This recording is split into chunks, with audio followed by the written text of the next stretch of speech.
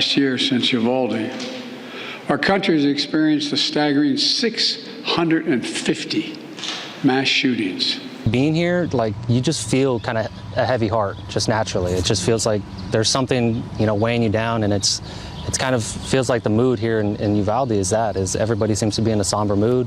My respects, that's why I came down, because it really hurt me, and I wanted to come down here and visit them. It hurts just to see the people here. It was 1 year ago today. 21 people who went inside Robb Elementary in Uvalde were murdered. And after a year of mourning, the pain of losing those 19 students and 2 teachers still being felt in Uvalde and well beyond. We have team coverage tonight, both in Uvalde and here in San Antonio. Let's begin with my co-anchor, Stephanie Jimenez. She's been in Uvalde all day long. She joins us live from Robb Elementary. Steph, a lot of people, as you heard in those sound bites there, they have their hearts in Uvalde today and tonight.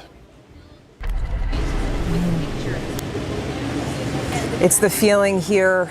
It's the feeling all across Uvalde. Whenever you stop and you talk to people here, they just feel so much for the families who lost the 21 people exactly 1 year ago today. As a matter of fact, that's why a lot of people have been coming here to this site. Right now, we're standing in front of Robb Elementary. This is where the shooting took place, and people have been stopping by. We're talking family members of the victims, along with other people in Uvalde, and people all across Texas have been stopping by to pay tribute to the victims. If you could see over my shoulder here to your left, you can see that people have been leaving balloons, teddy bears along the crosses here as a memorial that's been set up for all of the people here who passed away. And now you could see tributes all across Uvalde. There was a candlelight vigil just a short time ago this evening. The families of the victims gathered for that. It was organized by a group called Lives Robbed, which was created by the families here in Uvalde. They've been doing this so that they could protest and really fight for gun control. Our Lee Waldman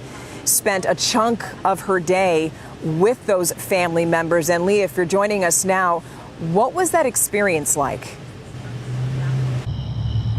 Stephanie, it wasn't only just tonight, but it's over this past year we came to learn about the 21 people that were taken on this same day last year. We learned about what their hopes were, what their dreams were, what made them smile, what they picked on their siblings about, and what they did to make their kids smile. We learned about them. And tonight we were with their families as they walk through the murals that are painted in this community of the 21 plus one. We're counting Joe, Irma's husband, who died just shortly after she was killed. We were with them as they walked those murals before this candlelight vigil. And at each one of those murals, they took time to speak about the one that they miss. They told things about them that made them smile. They shared that with a very private group. It was only a private group of people that each of the families had invited, and they invited just a select number of media to come along with them and just to bear witness to their pain. We want to go ahead and let you see some of what we saw today. There's a rock from Uvalde on a ledge by the banks of the Seine. She's changing lives. They're all changing lives. They're all impacting people. Her name is Nightbeat. It means love. I will always continue to keep your memory alive until my last breath. No matter the darkness that follows us from this day, the essence of your life will always be brighter than the darkness. Alithia, remember her name! So when you leave this amphitheater tonight, take with you the memory of Nevaeh, Jackie, McKenna, Jose, Ellie, Isaiah, Amory, Xavier, Jace, Tess, Miranda, Alethea, Maite, Annabelle, Lexi, Layla, Jayla, Rogelio, Eliana, Ava, Irma, and Joe. To the families of the 21, you are so loved and you are not alone.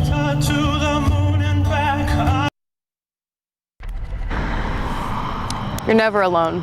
I want to remind all of you where we were at this exact time last year. This is the Civic Center behind me. And that's where these families, their individual family lives were shattered as they got the news that the child that they dropped off, that the mom that they kissed before she went to work 1 year ago today, they weren't coming home. But the Civic Center is also where 21 individual families came together to form one family. So as I leave you tonight, I want you to remember their names not only today, but always. In Uvalde, Lee Waldman, KSAT 12 News. Lee, thank you so much for that. And you just heard there from Lee, just an emotional day. This day has been about honoring, remembering these victims, who they were, what they wanted to be. You have to remember these fourth graders had dreams, they had aspirations. The two teachers who passed away, they came from families who love them and who are devastated to this day. They were beloved by this community, and that was obvious through the many tributes that took place throughout Uvalde today. First, there was a church service for the family members, the victims of the families of the victims, and then there was a butterfly release, which had a special significance. Watch. This little box contained butterflies that were released into the wild at 11:32, a significant time because that's exactly 1 minute before the shooting began at Rob. To the victims' families, these butterflies signify hope. They believe that when they appear, the angels are near.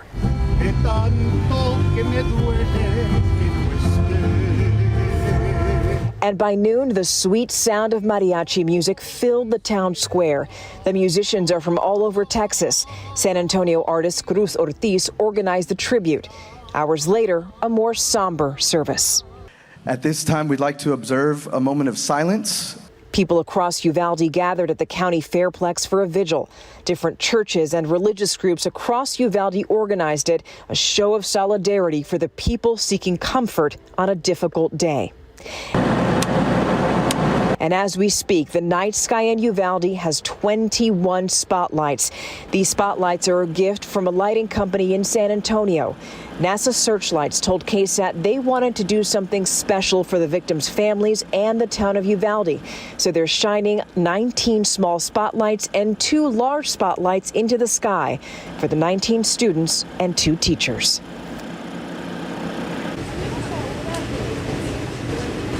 Now, right now, we're about 3 miles from where those spotlights were set up, and we are told that the spotlights are going to stay up until the sun comes up tomorrow morning. Steve? Certainly something appropriate about 21 lights in the sky tonight. Thank you, Stephanie. As we and much of the nation mourn the lives lost in Uvalde, pay our respects, honor the victims, remember the pain, we are digesting a lot of the trauma felt 1 year ago today as well. A San Antonio doctor in the middle of all that trauma. The Night Team's John Paul Baraja spoke to the trauma surgeon who helps Uvalde survivors and their physical wounds, and her hope that people, all of us, deal with our mental wounds as well. On a day like today, to not think about the 19 children who died, the 2 teachers who did not survive this. As a hospital system, grateful for the 4 patients that we were able to save. Gratitude. Trauma surgeon Lillian Liao says it's a must for her mental health. As part of the team at University Health, she responded to the shootings in Uvalde and Sutherland Springs. Liao remembers the names of the victims, but also the survivors. And see them do truly amazing things throughout the last year. So we are really grateful for that. She tells us mass casualty events take a toll on everyone, those directly connected, as well as those who are watching from afar, including children. School-age children in particular, as they hear about other children experiencing mass shooting events at their schools, that can impact everyone. She advises parents to look for behavioral changes, from good grades to bad, to skipping class or acting out. She adds behavioral changes also applies to adults. Change in eating habits, change in drinking habits, change in sleep patterns, not showing up to work.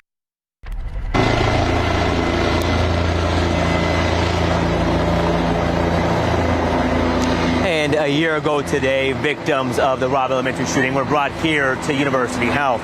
Now, Liao says if you feel any sense of anxiety when thinking about these traumatic events, try and focus on the resources available in those times of need instead of the negative about everything that's going on. Also, if you need somebody to speak with or somebody you know needs somebody they can speak with, University Health has those resources available. We'll have more information on that on our website, KSAT.com. John Paul Barajas, KSAT 12 News. Thank you, John Paul. Uvalde and gun legislation have been major topics in the Texas legislature. And for the first time, a new bipartisan committee heard dozens of bills on firearms, including one bill that was aimed at raising the age to purchase semi-automatic rifles. It was called the 21 for 21 bill. As the 19's Lee Waldman reports, one member of the House Select Committee on Community Safety feels there are ways the legislature as a whole could improve. The Speaker chose me to be a part of this and then be the vice chair for it. So I'm appreciative of it. Houston area Representative Jarvis Johnson says he didn't ask to serve on the House Select Committee on Community Safety, but in the end, he calls the assignment a blessing. For the most part, we were dealing with a lot of guns and a lot of gun issues, and I wanted to bring a different perspective. House Speaker Dade Phelan created the committee in February. As a whole, it oversees bills related to the possession, use, sale, and transfer of firearms and ammunition. In total, the committee heard 139 bills over the course of several weeks. I think it's important that bills should be heard. And I also believe that bills should be not only heard, but voted on, whether it's going to be voted up or voted down. And then if you can get it to the House floor, then get it to the House floor. But this is why we're here. In total, 31 bills moved forward out of the committee. 108 failed to progress. Regardless of those numbers, Rep. Johnson believes the committee is a success because it heard every bill presented. In the regard of what success should look like, for me, as a legislator, there were a few bills that I thought should have made it out, made it to the floor a lot quicker, i.e. raise the age. That bill made it out of committee on the last day, but it still failed to make it to the House floor for a public hearing or vote. Johnson believes that the number of bills is not the issue. He says it's the speed in which elected leaders move. It's a matter of how you get them in and how you get them out. We can be efficient. I don't think we're efficient with our time. Our emails to committee chair Representative Ryan Guillen for comment on this story have not been answered. Lee Waldman, KSAT 12 News. Uvalde strong also very evident in San Antonio. Artists honoring the victims of that dark day with a colorful memorial. The corner of Nueva and South St. Mary's now covered in chalk art, honoring those lost last year on this day. The drawing consists of words like "Remember Uvalde," 21 stick figures for the 21 victims, as well as a drawn-out hopscotch with the number 21 in each square, leading to the words 21 souls gone. We first showed you this last night on the Nightbeat. The art was actually washed away overnight, most likely by the rains. It was redrawn by the artists today. There are so many that are still hurting after that horrible day, and that's why I want to give you an opportunity to help them and maybe help yourself. You can send messages of hope to the Uvalde community to try and lift them out of the darkness. Show them they are not alone. Look for this article right now on KSAT.com. As we go to break, we continue to remember their names.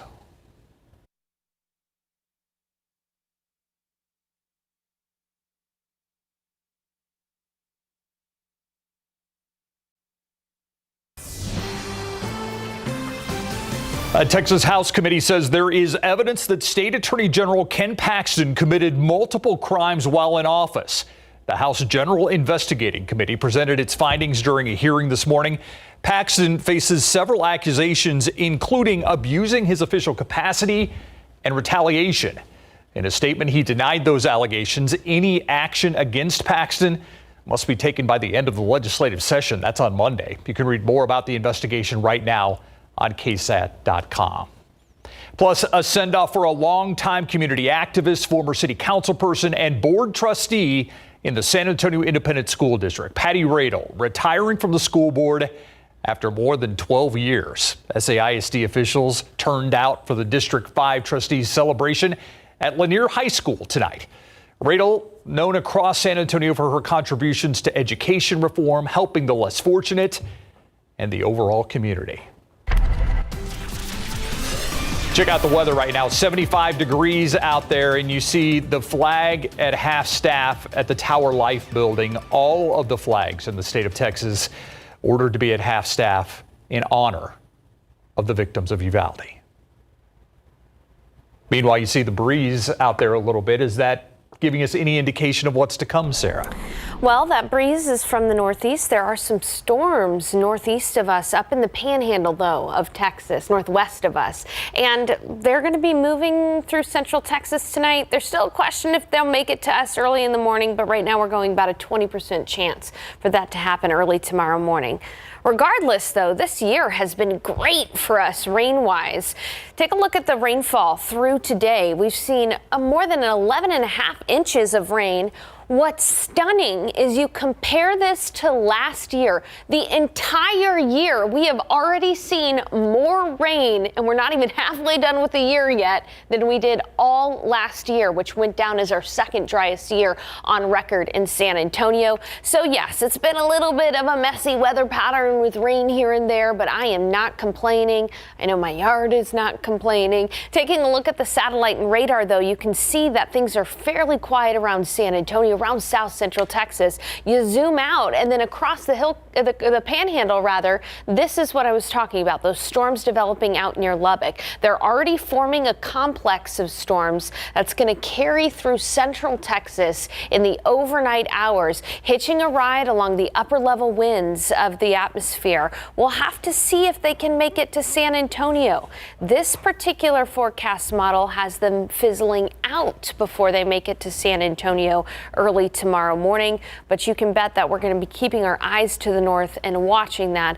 For now, though, we have to account for that small chance, so there is a 20% chance in the morning for a few thunderstorms. You can see that in the KSAT 12-hour forecast here, waking up at 67 degrees, right around 77 at 10, noon 82, and then in the afternoon a warm 88 degrees for the high. That 88 is going to feel more like it's in the low 90s because of higher humidity. It'll be 90 in Castroville, 89 at Stinson, 86 in Bernie, 90 in Bandera, 90 in Utopia, 90 in Uvalde. It'll be 88 in parts of Converse and 86 in Bulverde. As for your Memorial Day weekend, as we look ahead to the weekend, it is going to be warm and it's going to be mostly quiet. Good weather for enjoying some time outdoors. It'll feel a lot like early summer this weekend. And then by Monday, on Memorial Day itself, I do think we are going to be dodging some downpours. I have a 20% chance right now for a few thunderstorms on Monday itself. So we'll be keeping an eye on things and updating that forecast, as a lot of people are going to be traveling not only around San Antonio, but across the state of Texas. We'll have what you need to know before you hit the road. You know what? For this time, high 80s. Not bad. We will take it. Absolutely. Thank you, Sarah.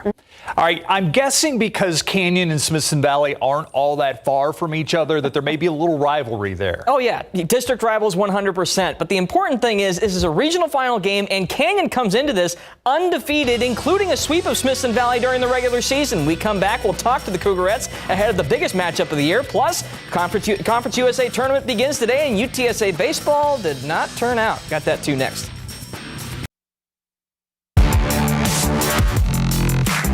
The New Braunfels Canyon softball team is back in the regional finals for the first time since 2019, and they reached this point with an undefeated record intact. That's right, the Cougarettes have not lost a game once this season. They've played 3 straight one-game playoff rounds and have won them all by a combined margin of 21-3. Have they felt any pressure to stay undefeated in these playoffs?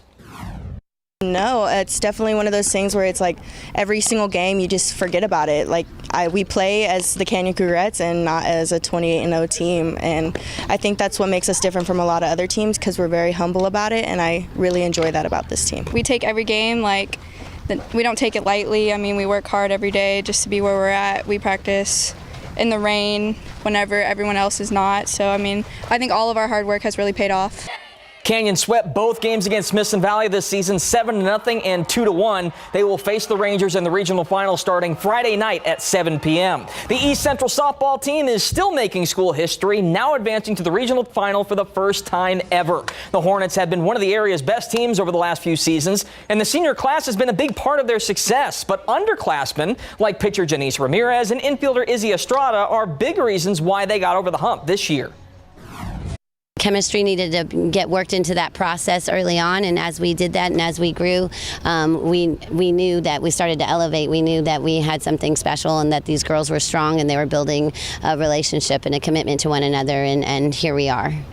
East Central squares off against San Benito in a 3-game regional final series starting Thursday night. That's tomorrow night in Beeville-Jones. You can watch the entire series live on the BGC app. The Our Lady of the Lake softball team has already posted the best season in program history, going 40-4 overall and earning their first berth in the NAIA Softball World Series. They're currently ranked number 2 in the nation. Was there a moment when they knew this season was going to be special? Yes, it was going up to Oklahoma City on, I believe it was like February 27th, and around that area. We beat the number 1 and top 5 team, and after that we all look at each other and we're just like, hey, like, this is it. Like, we have a chance. Okay, it's pretty simple just to like go up there and just like lose because they're a really good team. But after we beat them, it was kind of like expected, like, we can do this. The Saints have a first-round bye and will take on their first World Series opponent Friday afternoon in Columbus, Georgia. The stakes could not be higher for UTSA baseball in the Conference USA tournament. If they win the whole thing, they earn an automatic bid to the NCAA tournament. But this afternoon, they only plated 1 run in their tournament opening game. Matt King with a solo homer in the bottom of the 6th against Middle Tennessee, and UTSA falls 5-1. Now, luckily, I get to offer a significant correction. The Roadrunners are still alive despite the loss, but they must win out through loser's side to win the title. It is, in fact, a double elimination tournament. The Roadrunners will face Charlotte in an elimination game tomorrow at 9 a.m. So again, I apologize. Steve was right at 6, and hopefully my mistake sparks the team the rest of the way. We'll check in with the Cowboys and Texans next. Pro football coverage, powered by Davis Law Firm. Organized team activities continue this week in the NFL, and the Cowboys are thankful to have Micah Parsons at the Star in Frisco. The Star linebacker was one of many vets on hand during these optional workouts, showing some of the rookies how it's done. Imagine being rookie running back Deuce Vaughn, who's 5'6" and 176 pounds, standing near Parsons on the field. Parsons is 6'3", 245 pounds. Now, how does Vaughn prepare to face much bigger and stronger players in the NFL? You find little things that you can use to your advantage, and then just having football IQ. That's been the biggest thing that I've really dove into throughout my time at Kansas State, was making sure that I understood defensive IDs, making sure that I understood where a blitz is coming from. It's just things like that to be able to play fast even though you may be on the smaller side.